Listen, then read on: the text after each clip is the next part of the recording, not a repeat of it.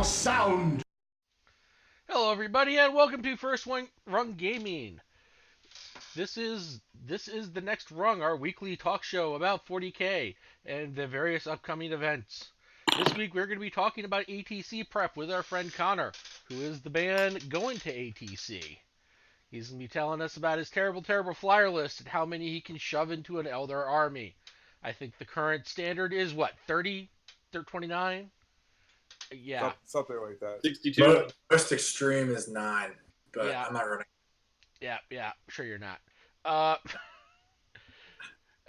with me, as I have every single week, I have with me Rick Fiera, Yo. Connor, What up? and Dan. I'm Dan. Hey, Yeah, Dan. yeah. And I am Pete the Headbanger. I am the guy that talks at the beginning of every show. But as this is Connor's topic, I'm handing it right over to him. So Connor, Yay, tell us about Connor. Tell us about your ATC list and exactly what you're going to bring and exactly how to defeat it and what your opponent should know. So I think what I'm going to do first, Or I'm ATC. start off with what ATC is, and then I'll get into my list and kind of the thinking behind it and the conversations I've had with my team about what we're going to do. So ATC is the American Team Championship. It's in Chattanooga, Tennessee. Yeah, it is. So it's a team event, which means I think there's like 70 teams this year. So it's 70 teams of 5 players each. Each player divvies up the available factions between the team, and nobody can repeat a faction. Meaning, if I'm playing Craft World Eldar, that means no one else can play Craft World Eldar but me. So generally, the way that's how the armies are constructed. The way that the games are played is everybody matches up with the other guy on the opposite team. So it's a 5-on-5, 5 single games going on each. And I need to double check the packet, but the way the scoring works is it's ITC format, missions 1, 3, and 6. Mhm. So the way that you accrue points for your team is by the differential between your score and your opponent's score at the end of the game. So like if I score a 30 and my opponent scores a 15, that means I just got 15 points for my team. And whoever has more points cumulatively between all players at the end of the game, that team wins. Biggest differential. It's that differential of the the differential scores from each game add up to form your team score. Yeah. But the tiebreakers are when you start talking about total scores. So like if you scored 40 points, that's more, etc. Yeah, I'm not 100% up on the scoring yet because I got picked up by an ATC team like 5 days ago, but my understanding of that is that plus what Dan just said. There might be like so many details I'm missing, but generally it's like you score differentially on your game. So what that does is it encourages you want to get like blowout wins. Right.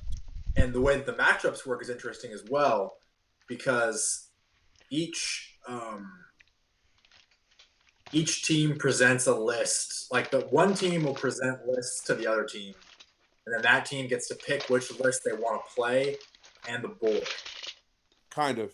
There are different types. Is that right, Dan? This I got. All right.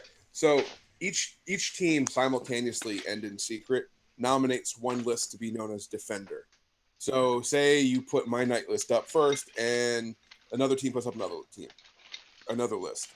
Each team then nominates 2 attackers, and the defender gets to choose which of the 2 lists he wants to play. Okay. So you can tell how much I know that word. Thank you, Dan, for the knowledge. So who picks the board? Brother. See, we're learning. You roll off to see who picks it, and then you rotate picking. So that's how Winner it works, goes first. right? So that format encourages like skew style lists because you kind of are thinking you're going to be able to identify which lists and the opponent is going to make up the defenders. So like a defender list is like Dan's Knights or like Plague Bear Spam. And what defender kind of means is it's a list that's not going to give up a lot of points. Not Because you tonight make list. differential as low as possible. Mm-hmm. So things that come into mind when building lists is you want to think about like what a common defender list would be, like maybe like Four Knights or Plague Bear Spam or whatever. And so with your two lists, you're going to put up, it depends on kind of your team, but say you put up two things that would be really good against Plague Bear Spam. And they have to pick like between two bad choices. And there's like a whole like rabbit hole of things you can go into in mind games you can play. Like maybe you put up certain defender lists initially in the hope that the other team will pick the wrong one, and that will leave them vulnerable to a less favorable matchup as the matchup cycle continues. Like it's really interesting. This is my first time going to ATC, so I'm kind of learning all this like right now. And a important wrinkle is there are 5 tables available. One of which is going to have heavy terrain, heavy line of sight. There are 3 that would be considered normal, what you'd expect to see on most GT tables. And then there's one with almost no line of sight of blocking. So a very popular strategy is to take, I'm going to use this in quotation marks, even though I'm not on camera, like a Tau style list. So Tau, like repulsor spam or predator spam, those kinds of lists that I'm going to sit in a corner, and if I can see you, I can kill you. And then you grab the tables with the lowest amount of terrain and just go like, haha, this is a win, even though it's a defender list. Yeah.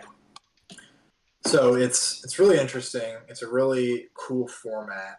So that's kind of how it works in terms of how you're going to score your points and how the matchup games are going to go. And we could get a lot deeper. I mean, as I've said, this is my first time, so I'm not like super duper knowledgeable about it. So like for other people who have never been to ATC or trying to learn about it, we're learning about this together, guys. I'm going to put some stuff when I'm actually there, like at the event, like some videos so we can kind of see what's going on. So getting into the lists, like we talked about defenders and attackers and skew lists. So I did have a quick question. Yeah. Who picked you up? Peace through DACA Blue. They have 2 teams. So my team is our buddy Shane Watts, who we had on a few weeks ago. Mr. Custodes. Mr. Custodes, he's playing as Custodes. We got Shane Watts. We got Ken, who's a Tau player. We got Jonas, who's a Knight player. And we got Rob, who's a Demons player. Right. So Rob is like a good example of like a defender list because his stuff is like Plague Bear Spam. I'm like a good example of like an attacker list because my list is 7 Eldar Flyers. So I got 3 Razor Wings, I got 3 Crimson Hunters and a Hemlock. And then I have, so that's 2 Air Wings. I have a battalion of Olatok that is a Farseer on bike, a Warlock on a bike, 1 unit of 20 Guardians, 2 units of 5 Rangers, and then 2 units of Scatter Bikes, 1 being 9, 1 being 8. So the goal there is for me to get really high scores and to like do my thing against my favorable matchups. So like when I came onto the team, we were talking about the lists, and I usually in GTs I play like a Guardian spam, character spam style list, and that is not a great ATC list because it's not going to necessarily score high against the matchups that my team need me to score high against. Because they want me to play against stuff like Tau and Imperial Guard with like a single knight and have some flexibility to take on like the Bash Brothers and Custodes. And those are all matchups that my traditional list, like, that I can win, but it's not going to be a big blowout win.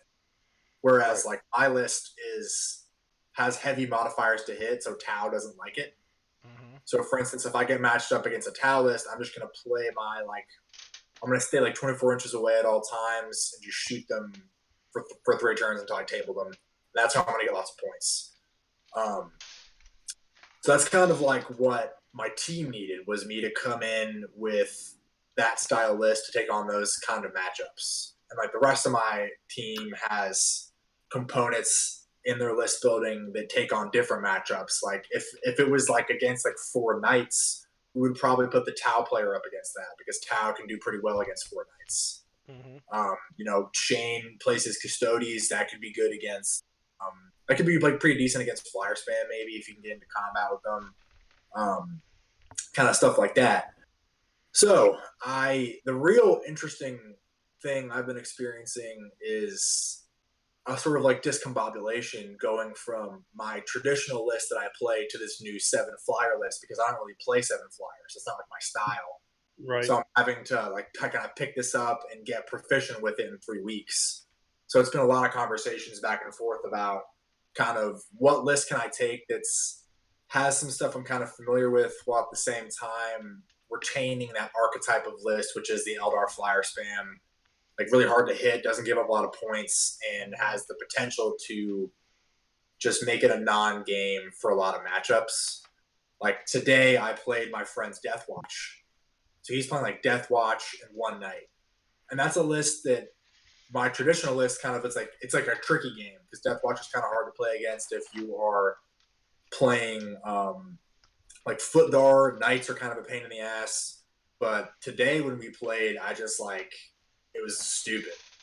It was just like, I went first, I picked up his knight, and then the entire game he was only able to kill like one flyer because it's such a skewed list in my favor. Like there's no, he just didn't have enough tools to be able to take out 7 flyers and 20 guardians and scatterbrains.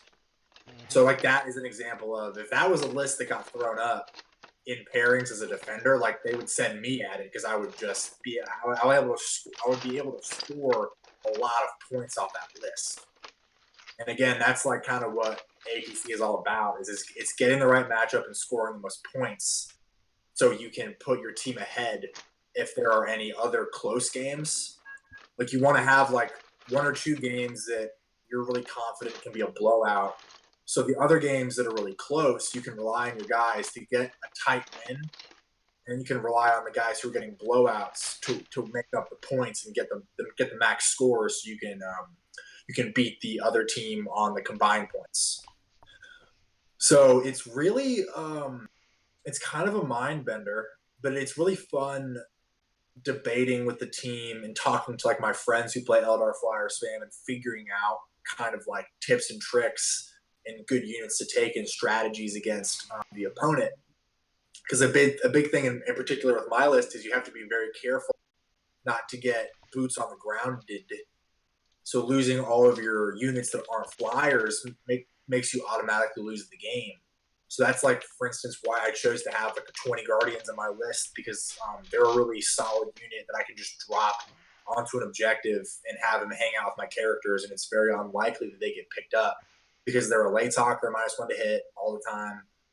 I took a Warlord trait, or I generally will take the Warlord trait on my Farseer to give him a 6-inch Fearless bubble for all late talk units. So he's like keeping my Scatterbikes fearless, my Guardians fearless, my Rangers fearless. It's just like considerations like that where you're kind of trying to maintain your own play style while fitting into this like really skew list that's going to get a lot of points is a challenge, right? So like I have 3 weeks left to play as many games as possible against as many different things as possible, so I can get up to par with the list. Because while it is kind of, it's not like a point and click list, I would say there are some nuances to how you move the flyers and positioning and screening to make sure you don't get like hugged, to make sure you don't have to leave any space in the back for deep strikes. But I think it is enough. Like I feel like I can play it because it is enough of a list where you just kind of like, if you move them in the right direction and shoot the right things, like you win most games. Which is why that list is so popular in the meta. You know, Right. like that's like the Carolina Crusade just happened, and you saw Chris Blackham take 9 flyers and 20 guardians and some psychers, and he won the like a 60-person major. And I heard some guys talking about it on a podcast, and they were just saying that like his experience was that some matchups were just like so easy, because the broken thing about flyers is that a lot of the armies in the game just like can't interact with them.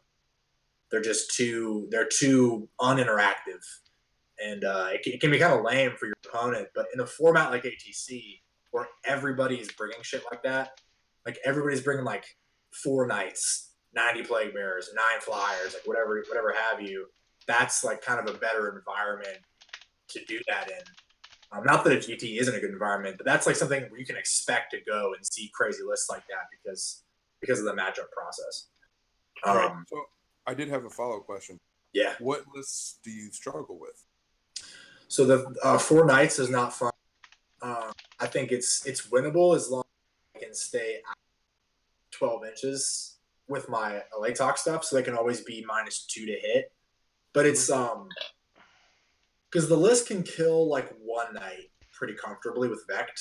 What I mean by that is if I can get my psychic powers off Doom and Jinx, and if I can Vect the night players rotate ion shields, like I'll wax it like it's a dead fucking night.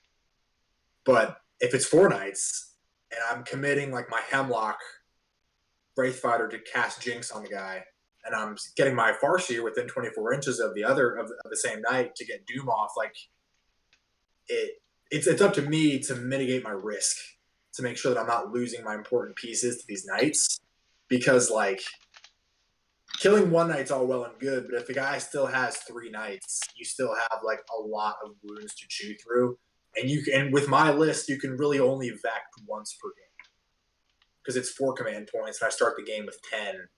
I want like deep strike my guardians, maybe not against 4 knights I would, but like you're gonna get 2 Vex, and that's not thinking about using command points to like play fire and fade on your scatter bikes and do lightning fast reflexes on your planes. So like that's a list where I can run out of resources kind of quickly, and I think that while it's a winnable game, it's not a game where I'm going to score a lot of points. It's going to be a close one, most likely, because it's not a list. It's like 4 Knights doesn't give up kill more, and it will probably get hold more because I can't expose my units on the ground to hold objectives because the Knights will shoot them, and then I'm that much closer to being boots on the grounded. Or how I don't know how to say that. Not sound like an idiot. Boots on the ground, boosted on the ground. I don't know.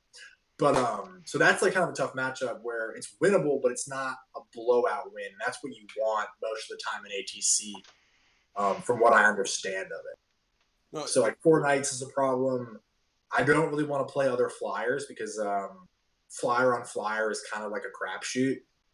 Because like everybody's always gonna be like -1 to hit or -2 to hit, and did I go first? Who has more Hemlocks will probably win that game because the Hemlock have flamers that ignore modifiers. So I wouldn't want to play flyers. I wouldn't want to play Knights. But I think in general, I think I could take on just about anything because I have a good combination of high quality firepower in the planes and volume of firepower with the scatter bikes. So like I don't really have a problem playing against Chaos because like if he has like 60 Plague Bearers, like that's okay with me because I'm gonna have so many bullets hitting those Plague Bearers that it's cool. Right. And against like the Bash Brothers, I mean, killing a Bash Brother is kind of like killing a Knight. Right. And also you don't have to commit your Farseer to cast Doom on a Bash Brother because all of the Crimson Hunter Exarchs get reroll to wound against keyword fly, and both of the Bash Brothers have that. So that's just a matter of mitigating the charge as best I can. Right. And I can't if that motherfucker has an epitome that's going to come and like tie my stuff up. That's a game. So that's a trickier matchup. Like I said, the things that they want to pair me against are like Tau and like guard with like a single Knight or 2 Knights. That I feel pretty confident about that because I'm just going to shred the guard like with all the bullets I have, and then I can kill a Knight like pretty comfortably on turn 1. So that's pretty sweet. That makes sense. I mean, it doesn't sound good. It sounds atrocious, like there's cancer seeping out of your pores. But it's fun. I mean, dude, after having played that, You're never going back. I was playing my friend, right? And I don't have any of the flyers because I own 1 flyer, so I had like a bunch of like paper cutouts of the base size that I wrote what plane it was and I was flying those around. And I think for a second he thought that I was like trying to run. I was like in the process of beginning to run 7 flyers, and he was like, "Dude, what the fuck?" And I was like, "No, man, this is only for ATC. Like, I don't actually want to run this list because it is like it feels good to win, right? Everyone likes, but like winning a game where you literally lost like 3 units the entire game, and it wasn't because like I'm a better player than my friend is. It wasn't because I'm like I outplayed him. It was just because like everything is -2 to hit. So it's like, good luck. Like you're not gonna get it. It's fucking crazy. It's just like it's ridiculous. So I know Jonas is a fan. The other Imperium player on your team Yeah. is a friend of the show.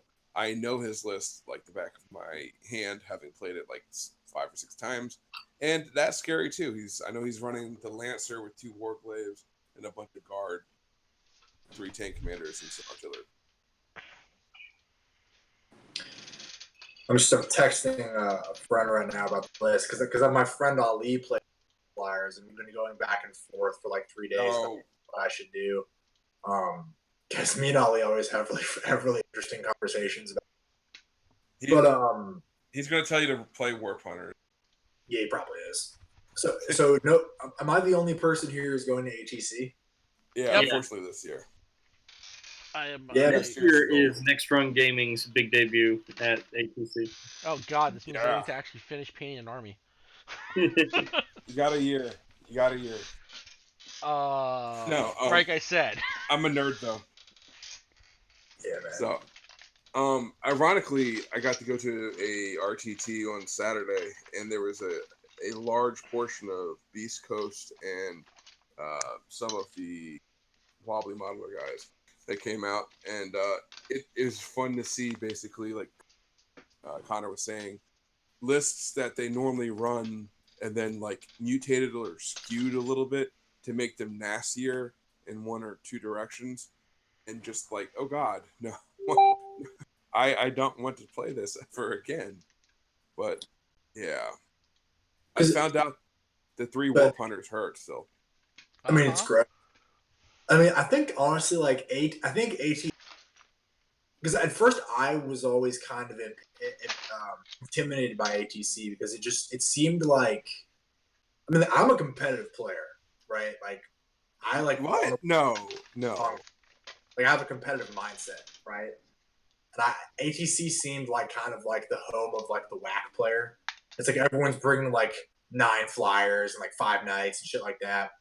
But being involved in it now, it's opened my eyes to like new thoughts about list building and new like thoughts about playing 40K because. Well, I mean, if we're being candid with ourselves and everyone, while we in this region that we are all for, focus on ITC, and ITC has taken a large chunk of the market share, I guess is the way to say it. There are other formats of competitive play that have different metas, for lack of better wording. And we're not even just talking about quote unquote your local meta. Just in ETC, Plague Bearers do not have nearly the same hatred as they do in ITC, and it's just ATC helps bring in a different, just broad, like parameters you have to play with in terms of the rule set, the strategy, because you're no longer just playing yourself. You're basically, how do I play the team? And I think it opens up a lot of things that you may not see. Yeah. I mean, it's like ATC has single-handedly got me to play with flyers.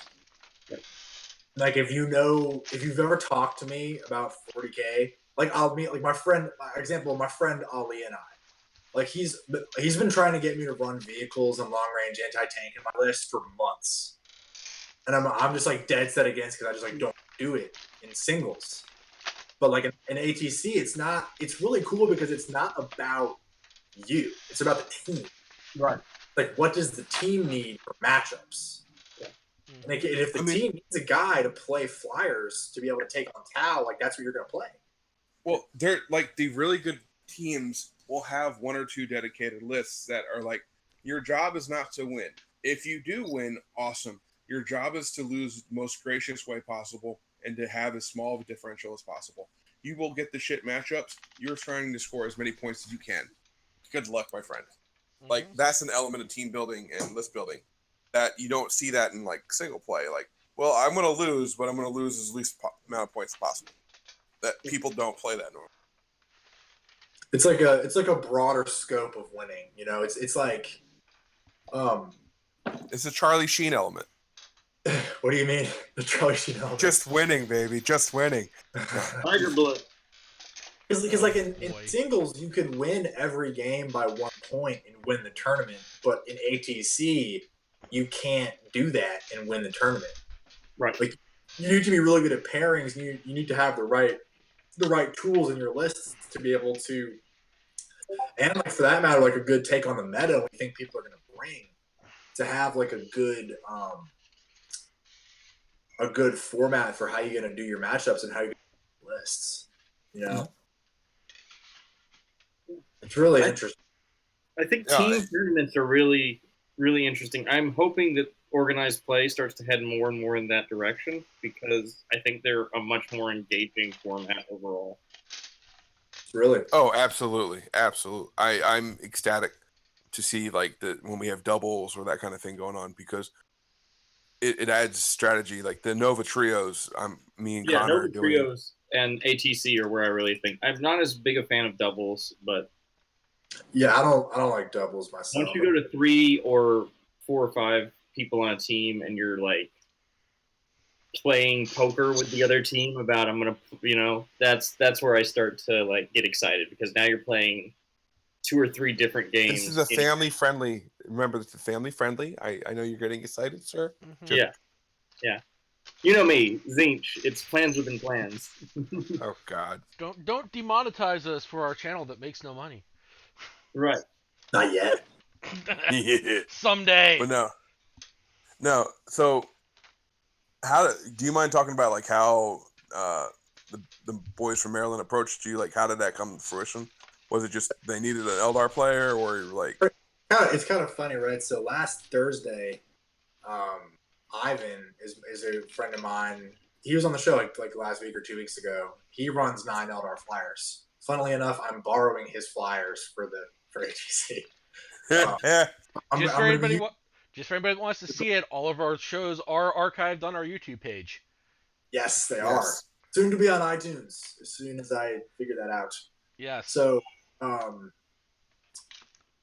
so he hit me up on Thursday saying that because Peace Through DACA is a really big team in Maryland. I mean, it's like, and then they have like 10 people on the team.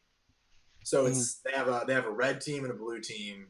The red team is like Ivan, Scott Horace, and or maybe Scott isn't playing. I can't remember who's on the red team. It's Ivan and some other people. But the blue team, they had a guy who, my friend Patrick actually, who had to drop out because of work. So they were like, "You play Eldar? You want to play ATC?"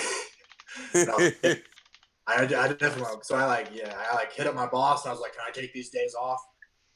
So I like sorted that out real quick, and yeah, they just messaged me on Facebook and they said that they needed an Eldar player, and that they needed an Eldar player to fight Tau and so that so kind of like dovetails into what we were talking about earlier because my first thought was like, okay, I'm gonna run like 10 Highwire bikes, 40 Guardians, and a bunch of characters, but that is like an uphill battle against Tau, or you know what I mean? Like because I would like lose that game because I think like I can win any game, but like that's not a game I'm gonna blow out Tau with. You know, like, I'm gonna be giving up like points the whole game probably. Like I'm not gonna be smashing. That's one of those 28-22 kind of games. Yeah, and Well, and like in a PC win, you want to win by like 20 points, so you can get that shit for your team. which is that's I think that's something to think about talking about remembering the format because in this format you can if player A just squeaks by and wins your whole team could win or 2 out of 3 people in your team could win but if they just squeak by like one person shuts somebody out could outscore the whole team. I think specifically if 4 or 5 members win, that's an automatic win for the round. If I think it's within 20 points and you go 2 wins for one team and 3 wins for the other, you get a draw. I think is how it's actually officially scored. No, and I think this was something that we touched on a long time ago, talking about knowing tournament formats and scoring, because the point differential, while if you're playing in a true like 64-man tournament where it's 6 rounds, so the last guy undefeated is the last guy to win, he's going to win no matter what. In those, LVO situations where it's like, hey, the top 10, there may only be 4 or 5 undefeated players, and you need to be able to score very, very well to get into those last, 4 or whatever spots for the players that lost the game. So I think I like ATC kind of reinforcing that notion because I think that's a skill that's lost in the general populace of tournament players. I agree. Especially if you're playing at like local tournaments where it's a 24-man, three round event. If you want to have the best prize support you can grab, you need to be outscoring people, not just winning 3 games. Yeah, so it's like that's where, again, that's where like these skew lists come into play because like they will just like flat out destroy people and not give up any points. And thinking about a bad matchup, something I would not necessarily want to play against is probably GSC. GSC can be kind of scary. I think that because they can deep strike so close to you and like they have Calormorphs and stuff like that. Actually, it's quite the opposite. You will find most Gene Stealer players want to avoid you as quick as possible because they cannot interact with you at all. That's true. I could see the thing that's interesting about GSC is that I have play in taking their stuff out of deep strike as it comes in because I have scatter bikes that can be forewarned. So forewarned intercept strat. So if you appear with deep strikers and the scatter bikes can see you when they're in range, like they can shoot you. But it's interesting because GSC has Vect. Well, they have their own version of Vect, so it's a stratagem called a plan 1,000 years in the making that lets you cancel an opponent's stratagem. So the chain of events is they bring in something. I forewarn their deep strike. They play 1,000 years in a making to cancel my forewarn, but then I play to cancel their Vect. So it's like a crazy. So it was something that was interesting in list building where I played a list. I played a version of my list on Sunday against my friend's 3-night list. He was playing Triple Crusader. He's going to ATC as well on the Wobbly Modeler team. And I lost like really badly. And it showed me a couple things where there was one detail that I should have played differently that cost me like a plane, like an extra plane that I should have had on like around, not dead. And it was a situation where like I got psychic powers off, like in my turn, like I got Doom off, I got Jinx off, and he went first also. Mm-hmm. But he was able to rotate his ion shields and go back down to a 5-up, and he rolled really hot on his 5-up saves, and so his knight didn't die to my flyers and my scatterbacks turn 1. And I realized it was because like with the flyer spam style and the way that I want to run it with the scatterbikes and the guardians, I think you really need to have like 7 flyers at least because the output from 5 is just not high enough to kill a knight. Correct. And in addition to that, I don't have Vect, and it just showed me the importance of Vect in a flyer list because flyers are so all in. Like when you need to make that play turn 1 to like kill that dude's knight, you need to be able to Vect the rotate because otherwise he can just roll kind of hot and live. Mm-hmm. So it was a really interesting because I was pretty frustrated. Like, fuck, man, like I'm not gonna like this is I'm frustrated with this situation. I'm playing this new list that I'm not used to, and I lost like really badly. And I saw some opportunities for growth. I saw some opportunities to make my list better. And I've been talking about it with my teammates like all day. So I was kind of like, oh man, I should just go back to playing what I know how to play. And then it was like a conflict where what I know how to play is not good against my matchups. Mm-hmm. So at the end of the day, I just kind of had to be like, I just need to get as many games in as I can with this list because it's like I think that I'm a good enough player that I can learn how to use it to a level of proficiency where I can beat the matchups I need to beat. And the only way that I was able to kind of learn that was by taking a big loss against my friend. And I think in retrospect, it's probably a good thing that I lost. If I'd won, I'd be confident with the previous list I had. And I think that this list is just better flat out than what I had before. Because before I had basically like less planes and more guardians. And I learned that 2 guardian bombs of 20, you can't really support in a flyer list because they eat too many CP. Right. And there isn't enough like counter charge and screening to support them against certain lists. Right. So I gotta send my friend Tyler a text and be like, dude, thank you. because like you beat the shit out of me, and now I have a way best. That's all you, baby. Well, you learn the most through losses. If you're being honest with yourself in the process, you always learn more than you do for. That's why it's. I know we've talked about this is one of the hammers we keep beating on this show, but practice, practice, practice. Fight the hard lists, then lose to them and learn. I mean that should be Connor. our motto. It's like fight the hard lists and lose until you win, baby. So one of my roommates just got me back into League of Cancer, and and after I kicked the horse, but it needles back in. But anyway, one of the things is same thing. Pick a list, play it till you win.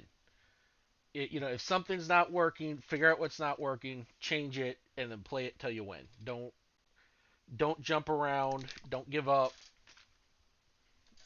Just keep kind of smashing your head into the wall, and eventually your head's gonna go through it. You're not wrong, sir. You're not wrong. So thinking about here's a little interesting bit we could do. So thinking about the meta and thinking about the ATC specific meta, there was a big tournament this weekend called the Carolina Crusade, which while it caught some flack for some terrain issues they were having, from all accounts it was still a very good event. They were just kind of like light on the terrain. And the TO like posted a thing about it, and I don't think I need like the details of it. Right. But I think it's an interesting where is this thing? It's an interesting snapshot of what we might see at ATC looking at the top tables if my battles work. So I can't pull it up, but the list I want to talk about there's 3 lists in particular I want to talk about. The guy who won first played Tau, and from what I can recall, not having my BCP working, he was running like triple Riptide and like 30 drones. Yeah. With some cyclic ion commanders, and he got first place. So that's something you're likely to see. That's like something I would play in ATC. Oh, no, I'm sorry, he didn't get first place. Chris Blackham got first place. So Chris Blackham's list was 9 flyers. He ran 3 Razorwing. This was 2 weeks ago. Okay. That was 2 weeks ago. You're right. I'm all over the place. A Tau got last weekend. This past weekend. So 2 weeks ago, we'll talk about Chris Blackham, right? His list is something that is basically a more extreme version of my list. So he's running like 3 Razorwings, 3 Crimson Hunters, a Hemlock, and 2 Nightwings, which are some 4 World Flyers. And then he's got Rangers and a unit of Guardians. So like if you're an ATC team and you're looking at that list, you need to think of like that's an attacker list that I'm going to see at ATC that's going to pick shit up. So like what do we want to pair into that? So like maybe like off the top, maybe it has effect. It has a decent amount of firepower between the Razorwings and the Guardians, but that might be something I would consider throwing like a hardcore Plague Bear spam list at, just because I don't think it quite has enough bullets to deal with all of those bodies. Because like thinking about when I played our friend Ivan at the Berg GT, he was running 9 flyers and I was running Eldar with like 60 Guardians and 30 Witches, and he wasn't able to chew through those bodies. And that was why I was able to pull it out. So like from a pairings perspective, if I ran the 9 flyers at ATC, I don't think I would throw something at it that I would expect to win. I would probably try to take a look at a high scoring loss instead of trying to pair a really strong attacker into. So it's called playing the mission, my friend. Playing the mission. playing the tournament format too, right? Yeah. And then you've got another list is with the Carolina Crusade, and it's got Austin Wingfield, who's a local to Richmond, and he was running 3 Lord Discordants, Mortarion, 60 Plague Bearers, and a Contorted Epitome. And that's like something that is itself an attacker list, but it has like some ass behind it with the 60 plague bearer, so it's not just going to get picked up easily. But I think that's something that like I would probably get, like I would get thrown out, or maybe Tau. I think probably me, because I have the capability to pick up Mortarion turn one, and then the rest of his army can't interact with me. Like at that point, like he's going to score more, but I'm gonna table him on turn 46. Yeah. And I just have to do my job picking the right secondaries and still like getting a point every turn for hold more, and trying to even move block him off of objectives with my flyer so he can't physically land on the objective, so I can score hold that way. So that's that's another interesting part of the pairings process. The one thing about all of that I wanted to touch on that we haven't quite yet is, but fits into the conversation about meta and playing the format. I think ATC and similar tournament styles, what I like about it is that it puts an emphasis on Xenos races. Because on Xenos races, like Mono Codex, Orcs, Tau, Necrons, etc. Like, Necrons may not be the strongest army in the game, but if you're a good Necrons player and you can kind of, like we're talking about, hide your matchups or pick your matchups, you can have, that is a wonderful thing to have on your team, because that says, hey, as an Imperium player, I get to have the pick of the litter for what I want to do instead of worrying about splitting two Imperium factions, for example. And I think that opens up a lot of flexibility for other players that might be feeling the crunch of like, oh, I'm not playing Imperium Soup or Chaos Soup. I'm not going to do that well. I like Rick had mentioned, pushing towards that narrative, that format. Yeah. For sure. I think it's an interesting point that Rick made, because I still really love my single list. Oh yeah. I haven't been to ATC before, like I said. So like I guess I just like, I think team tournament is the mainstay, and it's not like more team tournaments means less singles tournaments. Exactly. Right. I mean, yeah. Yeah. The more formats you have, the better, for sure. Right. Yeah, for sure. I think the happy medium would be probably the 3-man tournament that we see more commonly on a more regional or local level. I would like to see a lot more of those, because it's less investment, trying to get 5 people on the place. And that's why I'm going, because they had 5 people and couldn't. So it's like, at the last minute, they're like, dude, can you play? Yeah. Pretty cool. No, I'm super excited for you, man. I foresee a bunch of cocaine and booze in your future in Chattanooga. Winners only, baby. That'll be cool, man. The mission. I'm not going to be repping my normal team stuff. The Peace Doc guys are good friends. Yep. Be on the team, for sure. They definitely are. Between them and like Warp Charge Gaming, we're very blessed to have a very great relationship with a lot of people. Yeah, absolutely. I mean, we've had a fifth of the Peace Through Deca guys on the show. More to come. We should have one. What I'm most excited for, and I want to kind of get into, is something Rick was talking about a little off camera. Apocalypse. Not necessarily the rule set. I think Rick's a little more excited for it, but I love these new boxes coming out. Oh yeah. Some of them are so awesome. For sure. You mean you're excited about buy a Castellan, get a Armiger unit free box? Or like buy an Astra Militarum and get like 3 Lehman Russes in a battalion. Yeah. Hey, if you want to work dreads, just saying. Yeah. You want that dread wah. And I box out with the Castellan in it? Yeah. So if you haven't, for those that have not seen the boxes, why don't we go through what you get? Because you get cool stuff. Let me pull up the. There's a good article with the like savings. It's pretty ridiculous. Yeah, no, and I know that they're releasing like a couple products simultaneously of the new repulsor, the Space Marine tank, and some of the AdMech transport that all the boys were excited for. Yes. All right, so I've got this here. It's just loading. So you've got a couple of different Apocalypse things here. Let's see. Is this a price comparison? While he's finishing that, the one rule set in there that I think is interesting and has an actual potential greater impact for 40k itself is the alternating turns, the activations like Kill Team. I think that if it goes well with Apocalypse, they may try to crowbar that in. But neither here nor there, it's speculation. I mean, Yeah. I do like the kill team.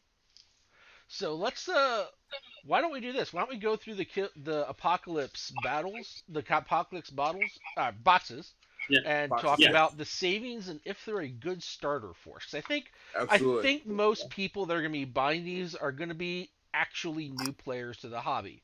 Because what is in these Yeah. boxes is nothing super uncommon I have seen, except orcs, because they fucked orcs again. But Yeah. oh, they weren't our money. Sorry. Yeah. Because orcs can't have nice things. So, Hey, CSM also is terrible, but we'll get into it. I think I have them here. Or Peter, did you want to do it?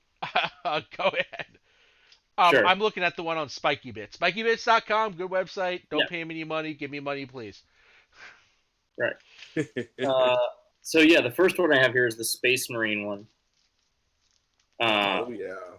Which has glorious Primaris Captain, 3 Intercessor squads, and a Redemptor Dreadnought. Which all of these boxes conveniently retail for the same price of $170. Yep. The total value of this box retail would be $280. So that's about $110 worth of savings there. What do we think of Marine Battalion Detachment? I think this is actually a really good starter box for a Marine player. They might not be awesome, but Marine Intercessors are, I mean, they're going to be something you're always going to use. I think these are the kind of models that you're going to paint up once, and these guys are going to be in every Marine list you run for the next 10 years, or some of them will be. I mean, right. It may not be the most competitive box if we wanted to ever get to that specific, but I like the models in there for the most part. They have utilitarian usage. I don't know if that's the right way of saying it, but if you're learning the game or getting into it, or even just from a hobbying aspect, I think it's a good buy. Yep. And these are all brand new sculpts. All these intercessors and this dread and this captain are actually, I think the captain's the oldest sculpt in this box. But yeah, these are all new sculpts, so you're gonna get that awesome new kind of new wave GW product, which is really nice. So yeah. Yeah. What else you got next? Before we go on, though, I think it's worth touching on Apocalypse in the past has been a larger version of 40k. It's just I'm going to play 40k at some ridiculous point level. We're going to play for 3 days straight. Mm-hmm. Day 1 is just setting up our stuff. Day 2 is playing, and day 3 is probably cleaning up. GW's gone the extra mile of trying to make Apocalypse a different game, and it is very different when you look at the rules, and you get completely different unit stats and data sheets. The claim is that you can play a small Apocalypse game in an hour and a normal Apocalypse game in 3 hours, which is a far cry from where it used to be. So when I look at this box and I look at this, the Intercessors, that's a solid 40k unit. Marines aren't great right now, but Intercessors may be a lot better in Apocalypse. We don't have a good way of knowing, other than to look at their data sheet for Apocalypse, which looks nothing like a 40k data sheet. There's no weapon. There's no weapon strengths. There's no AP. A whole unit of 10 Intercessors has 2 wounds. So these may be more geared towards Apocalypse than we understand. So if you're excited about Apocalypse, definitely buy one of these boxes. If you're going to try and also use them for 40k, I think our evaluations are really where that's coming from. Absolutely. I will admit I haven't. As far as me, I have seen no leaks ahead of what's been out to everybody. So, we're learning these rules as they come out. So Right. what do we got up next? Next, we've got the CSM Battalion Detachment Bundle, which is your counterpart to your Space Marines one. This one has a Terminator Lord, 30 Chaos Space Marines, which are the newer Chaos Space Marine sculpts, and 6 bikes. Now, Vigilus tried to make CSM good by making Cultists bad, and people do run CSM now. I think that they're probably a little underrated in the meta. They're not game-breaking, but if you wanted 30 new Chaos Space Marines, I definitely think this is the way to buy this. The retail value here is $284-ish, so you're saving $114. A box of regular CSM now costs $65, so $170. Just getting the CSM, you're already saving like $10. Yeah. Yep. I think everything here is good. The only thing in this list that in this box that you're not going to use for a very long time is bikes. Bikes have been very hit or miss ever since third edition. Yeah. And I mean, also they're the old chunky bikes. I hated that Marine bike sculpt, but that's just me. Yeah, I'm not a fan of it either. I mean, but I mean, it could be, like I said, in Apocalypse we don't know how they're going to be, but Chaos Bikers seem to be a very hit or miss unit. They were great in like 6th edition. Yep, they were great for a hot minute. I think people are sleeping on them a little bit. Slanesh Bikers is like a complement to 3 Discordants in like the fall service. Yeah, Husin was playing with 2 squads of them, I think, at one point for his purge. Like, there's a way to run them because you can throw like flamers or meltas and stuff on them. But I wouldn't recommend them to a new player. Like, if I was buying this box and somebody said, "Hey, Peter, is this a good starting force?" I'd probably say, "Yeah, it's good. You're not going to use the bikes much." Right. Yeah. But you're probably only going to use 15 of the Chaos Space Marines. Terminator Lord is always solid. But let's move on to my favorite box out of all of these, the Craft Worlds Vanguard bundle. Oh boy. Like all the others. Total MSRP would be like $267. So you're looking at about almost $100 in savings. And it is a Spirit Seer, 15 Wraith Guard, and 2 Wraith Lords, because Wraith Constructs are the best unit. Yeah. Connor, how do you feel about that? Yeah, I don't really have a strong opinion. They're bad this edition. I'm going to be upfront. Wraith Constructs are terrible this edition, as far as I've been able to see. I think they're really cool. Like, I just don't like, competitively speaking. I don't think they have. Didn't Slanesh eat that Craft World? Like, isn't that gone now? Like, no.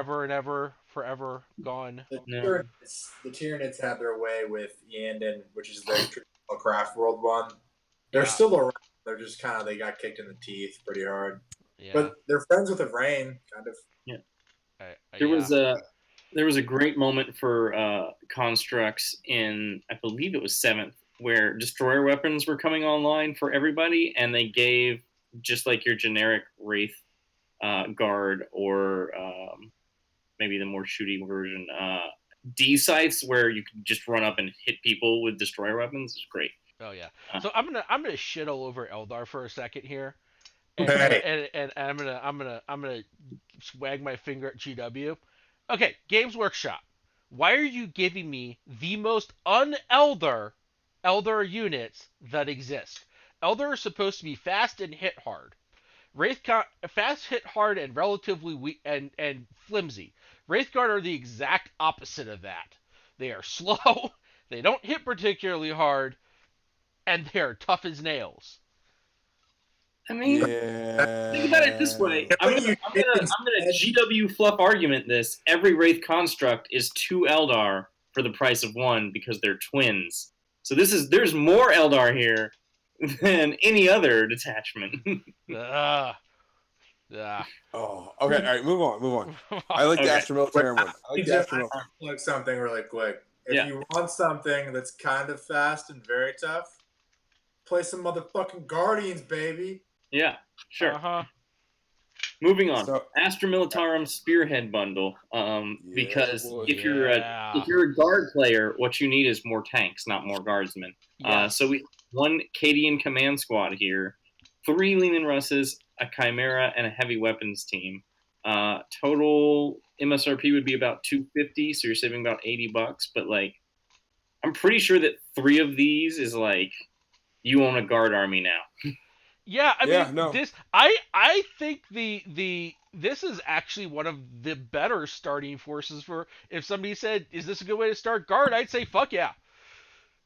You got tanks, you got some dudes, but you got tanks, and you've got a Chimera, which is the Chimera's not amazing right now, but Lehman Russ tanks are really pulling their weight, and I think that even though the Knight has taken over it, the Armored Fist still wins games. Don't it's not a bad Yeah. list, and No, Russes are just good. I think Right, 'cause Russes have not been this good since 5th edition, honestly. Tank commanders are fucking scary, man. Yeah, I was gonna say, Yeah. Yeah. if you really wanted to double down, you'd buy a start collecting box with Russ, pick this up, and then just buy out a couple more artillery pieces and some bodies. But you can run past and 3 generic tank commanders. Congratulations. Yep. You Right. have one of the nastiest lists in the game. Oh Yeah. yeah. No, tank This is commanders definitely are one. terrifying. This is definitely a good one. All right. So our next bundle, this one actually warms my 7th edition Necron player heart. It's the Necron Outriders bundle, where you get a Cryptek, 6 Wraith, 6 Tomb Blades, and either a Repair Barge or a Doomsday Ark. If you buy this, do not build the Repair Barge because you have no warriors to repair. Just build your Doomsday Ark. That's what's good this edition. For a Necron player, this is not the way to start a Necron army. If you're an existing Necron player, this is a great way to pick up some Wraiths. Yeah, I kind of get the Wraith, feeling Doomsday Ark. 6 Wraiths and 6 Tomb Blades are pretty much you're gonna have enough for a long time. I mean, Yeah, Yeah. I used to Yeah. run 12 on occasion with a bunch of destroyers, but that was 8th edition, which oddly enough, that is the list. That's one of the Necron lists now, is to run a bunch of destroyers and some wraiths. So this isn't terrible. It's just it's what you would want to finish your army, not to start your army, because this is not a Necron army that you could play in 40k. Yeah. Is there a Necron army you can play in 40k? There are a lot. There are at least 2. mhm. I'm just kidding. Necrons have been doing well. They got a G2. Yeah. Yeah, one of them is basically this, and then the other one is I bought all of the Lords of War for Necrons. Here you go. Who are scary, very scary. All right. There's So a it's challenge, time right? for some headbanging, because next is the Orc Spearhead bundle. This has got a big mech with a shock attack gun, a mech, 6 kilocans, and 2 Death Dreads. $249 MSRP ish, so about $80 in savings. I'll let other people tell you about how kilocans work. Okay, so I want to start by saying this is wrong. It is wrong because where is my boss dread? Where is my dread boss? I want my dread boss back. But that being said, this is actually not a terrible box. Killicans are the shooty version of dreadnoughts for orcs. They actually hit on a 4+ and have pretty decent guns. Their big downside is they are grots and they come in units. Those that have not played grots realize grots have a leadership of 4. These come in units of 3. If you kill one, there's about a 50-50 chance the entire unit's leaving the board. Yeah. Just saying that. So be aware. Be aware of what you're getting. But that being said, this is not. I would not start with orcs because honestly, any new orc player, I'm going to hand them like 7 box of boys and say build these. Yeah. But I think this is a viable expansion to already having orc players. The mech with a shock attack gun is the man right now. Ever Yeah. since Vigilus came out and we got that That the Super Shaka, that Mhm. is brutal. I mean, I have seen those, and you don't even have to spike that high. They can one shot at night. Just pick it up, and it's done. Yeah. I mean, I have seen that drop 30 wounds in a turn because it's Why not? disgusting. Right. Um, and dreads are good. I mean, for a 40k list, I would want to pick up a third dread somewhere. Um, and run 2 blocks of killicans and 1 block of 3 dreads just to abuse that deep strike stratagem. But I think this is a pretty solid expansion force. If you want to get away from, if you want to do a Walker core in the Orc army, I think everything in this box is pretty good, with maybe the exception of the mech, because I think he's the new mech that doesn't come with the Custom force field. no, not the custom force field, the custom zappa, the custom shooter. Oh, okay. I think it just comes with a pistol, which I mean, mechs are in this edition. Mechs are very much are they're our version of point dump elites. I mean, Yeah. it's an elite for like 20 points. What do you want?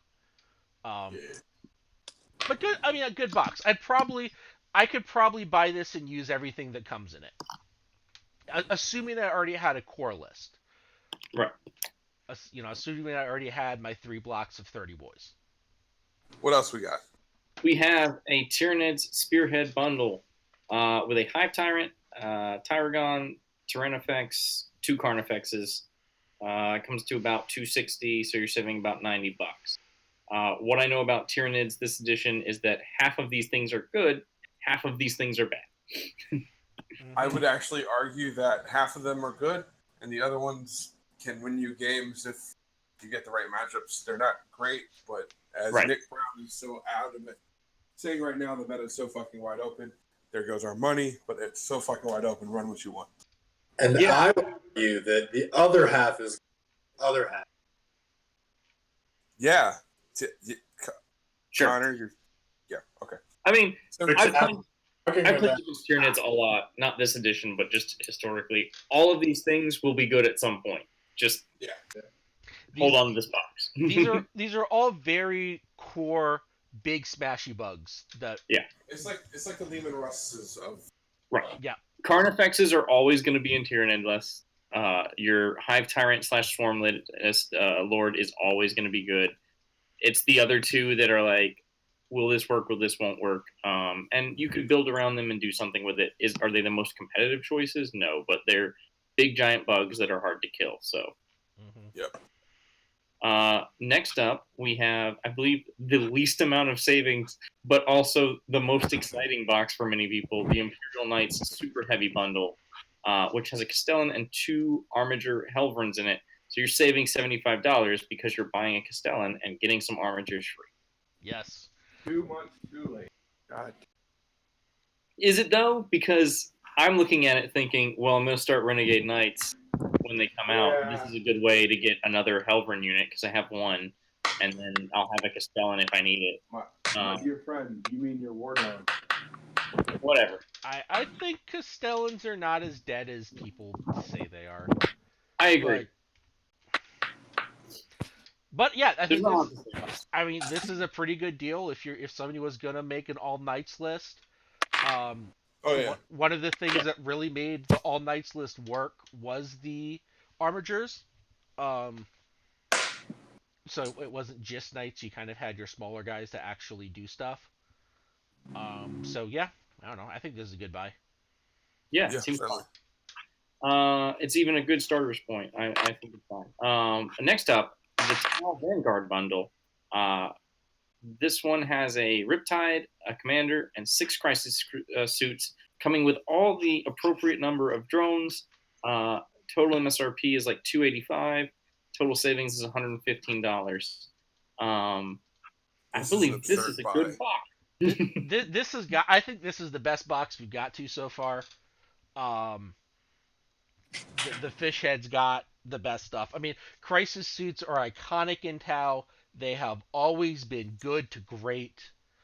Um, they epitomize what Tau are about. That kind of move, shoot, move ability. They're great. Commanders are always great, and a Riptide is always great ever since 5th edition when it came out. So, Right. Yeah, crisis suits are kind of bad right now, though, aren't they? eh, Is it broad sides that are good now? Crisis suits are bad, though. They cost too many points. So crisis suits, on the surface are not great. Mectal and Triptide are taking away with, but I have seen a crisis suit bomb off. You need to have a reason for doing it. I mean, I played against crisis bomb and I won. FYI. I mean, Uh, I don't. It's just like it's kind of like two eggs in one basket, you know. Yeah. I think right now, I mean, this is not crisis suits aren't meta, but they're not bad. I mean, they're not bad. That's fair. Like, I still have flashbacks to 7th edition where you from a couple of commanders, all of the crisis suits you could buy, a couple of Riptides, and then you would sit in the corner and wait for the other person to give up. Connor, here's a good comp for them, and it's not perfect, but they're kind of like Blight Lords in that if you deep strike them, depending on the list that you're running, oh shit, where are they going to show up? If they show up on my backfield because I'm not paying attention, all my backside objective holders and all that shit gets deleted. It may not be, Blight Lords, they're good. TJ's running them, great success. But up until TJ was running them for a while there, they were kind of sitting there on people's shelves not being utilized because no one had quite found the way to make it plug in. I mean, I think but Bloodlords have the advantage of the Cloud of Flies thing, so they can do work for you for an entire game. Where it seems like crisis suits come down, and then they have a turn of being really effective, and then they probably have a turn of getting shot at. So probably 2 turns of being effective because they come down, shoot, get shot, the drones all die, and then they shoot again, and they're dead. But if they get shot at, that means your triple Riptides aren't. That's true. Can you fit 3 Riptides in a crisis suit box? Yeah, Justin Cook ran it at Hammer. Why I was saying that he played against me. Yes, I won because I had a Castellan that didn't die, but he's playing Mectal now. I know. I'm there with you, but I think it's a good box. I mean, it's you have a Tau army. You get 12 drones. Drones are important right now. Here you go. You get a Riptide and 12 drones. And a commander, right? So that's congratulations. You're there, whatever. Our last box here is the AdMech Vanguard bundle. This has a Tech Priest Dominus and 6 Castellan robots with data smiths. Total savings $73. So not great on the value prospect, but on the bright side, Castellan robots are good. As I understand it, Tech Priest Dominus come in everything that AdMech buys. I think they're just using it to fill boxes now, based on the way Jared talks about them. When they sell you other kits, the stuffing around them is just Tech Priest Dominus. Yeah. Tech Priest Dominus. No, I mean, and especially if you're normally bringing 2 battalions, so unless you're bringing call, you need a 4th of HQ, and congratulations, your Dominus lets you reroll. Yep. I mean, this box is another super solid box. I don't think you're going to use it in every single AdMech army, but Castellan robots are really good. They're really iconic to the faction. I like them. Yeah.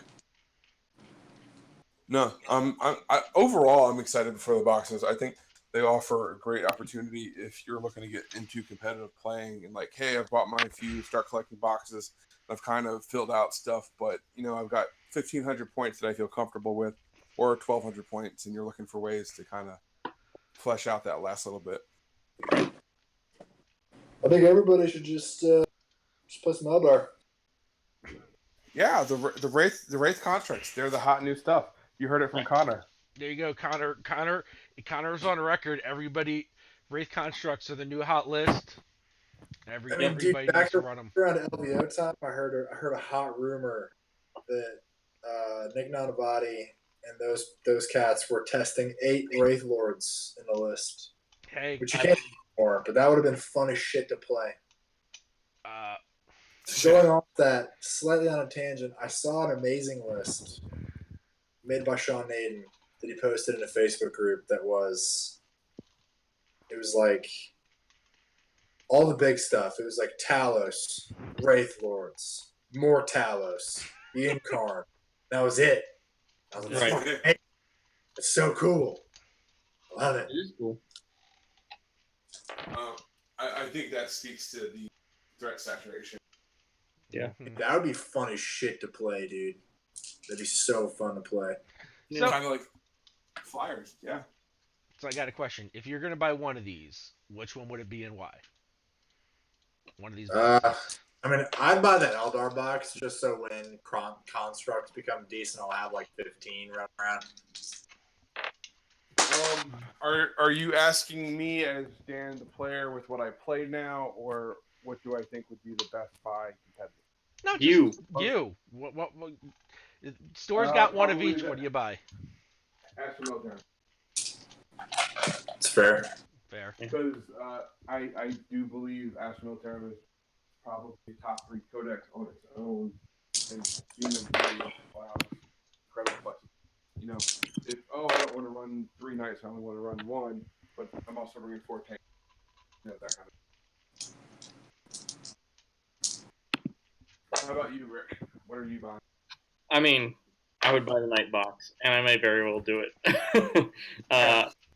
Just because Renegade Knights are coming. My only hesitation is I'm mildly afraid that GW, like right as we get close to it, will be like, and here's a Chaos Castellan, and here's Chaos Armigers, and they'll be like really cool models that I want, and I'll have built and painted these other knight models, and I'll be sad.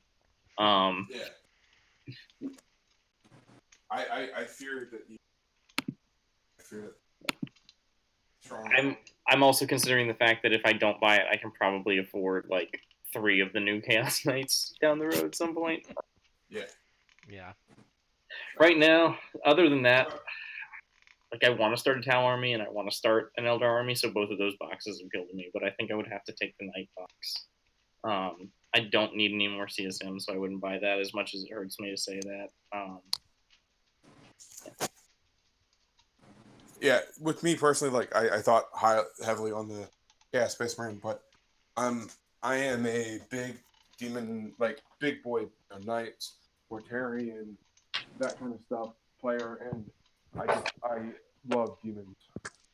Like troop choices, too much to start playing Doc Chaos Space Marine. Yeah, we are missing a Demons box in this. I know we're missing lots of armies, but I feel like considering that Imperium has like 3 boxes, that Chaos could have gotten Demons. Or more. I would have liked to see a demons box, honestly. Demons Apocalypse armies have always been a cool thing to see on the field because it's usually the only time that you can effectively for God, and it would have been a sweet box. Also, just historically, the demon Lords of Wars, the big ones, are fucking hilarious. Right. They're just great. So mine, I'm probably gonna get booed out of the room. It would be the Blue Boys. I would have to get that. I'd have to get that space. You know, it's a great start to a Space Marine army. I mean, it is a great start to a Space Marine army. I could literally, I could pull that out of the box and play, and actually have a game with it. Like, is there a repulsor in there too, or is it just a dread? No, it's just a dread. But you could buy a repulsor for $270. You could have a decent Space Marine army. Yeah. Yeah. I mean, intercessors aren't amazing, but they're better than tactical. If you play them as Space Wolves, they're like the good choice. So I mean, I think they're also. I've got plenty of orc stuff to paint, and I don't love Killicans. As much as I talk them up, I don't have any lists that use them. I feel it's something you have to build around to make work so well with the Killicans that I don't know. I don't want to have a Anyways, war boss babysitting my backfield shooter unit. the right Right. choice for the Space Marines is definitely. Yes. I mean, I've got a friend, Max, who is gonna buy the Killican box to start an orc army because he is going to run them as snake bites, and he's got like his green stuff world roller, so he's gonna make wood planks to put around them so that they look like they're wood constructs, and he's gonna run them at things. Oh That yeah. sounds like a fun time. Oh, orcs are always a fun time. But yeah, my buy would be the Space Marine box. I'm, I'm liking sorry, Peter. I'm liking the 30 intercessors. I have long suspected that tactical marines are on their way out. Um, True. I think intercessors are tactical marine 2.0. Um, Oh yeah. You and call that bastard. so which yeah, I mean it's sad to see the poster boy of the entire hobby kind of fade away, but that is like a 30-year-old kit, so Right. it can go away. That Space Marine kit can go away. I'm okay with that. So, I got that. What are you gentlemen doing for the next week? Any tournaments coming up? Anything you guys got? Painting, fun. Just trying to play with these fucking flyers, dude. I'm gonna Show you guys my flyers real quick. Well, I will see your 7 Elder Flyers and raise you 3 Orc Flyers. Got a Razor Wing jet fighter. I got a Wazbomb Blastojet. It's better. Got a Razor Wing jet fighter. Yes, I do. epic. Razor Wing jet fighter. Yes, I do. And a Grotch driving it. XRs. That's what I'm practicing with. You know what? Connor, you should Out try. this K life, man. Hey, You I should come will up loot to anything. Fredericksburg. What? Connor, you should come up to Fredericksburg on Saturday. There's a tournament, sir. Dude, I can't. I'm going to Boston. Going to Boston, you say? Oh, Boston. Fucking listen. I'm going to Boston, mate. We got Yeah, 20. It's kind of a bummer, but yeah, I'm not going to go. It'd be because I also don't own enough flyers to run it before I actually run it at ATC. So. Well, but I'm gonna try to get in as many reps as I can against as many of my phone cutouts as my flyers. So. I am that is our hour, boys and girls. So thank you for joining us. Thank you for watching our show. For those that haven't realized, we have moved to Monday nights at 8:30 Eastern. You'll see us every week right here. Guests upcoming and new projects on the way. So this is Pete the Ed Bagger signing off. Yeah, again, saying good night. Love you all deeply. No. Keep on climbing. Keep on climbing, bitches. Keep on climbing. Have a good night, guys.